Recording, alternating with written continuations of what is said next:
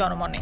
আমার মনে হচ্ছে যে লুটপাটের সাথে এই যদি লুটপাটের কোনো তদন্ত করতে হয় তাহলে প্রশাসন, বিজিবি এবং পুলিশকে দায়ী করতে হবে, এদের বিরুদ্ধে ব্যবস্থা নিতে হবে।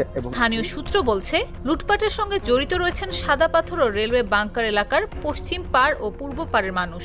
পশ্চিম পাড়ের নেতৃত্বে রয়েছেন উপজেলা বিএনপির সভাপতি শাহাবুদ্দিন, যার পদ সদ্য স্থগিত করা হয়েছে। আর পূর্ব পাড়ের নেতৃত্বে রয়েছেন সিলেট জেলা যুবদলের সহ সাধারণ সম্পাদক বাহার আহমেদ রুহেল। সূত্র বলছে, এই নেতা নিয়ন্ত্রণের দুই পাড় থাকলেও তারা কখনো স্পটে যান না। তাদের মধ্যে সবকিছু নিয়ন্ত্রণ করেন তাদের বিশ্বস্ত লোকেরা।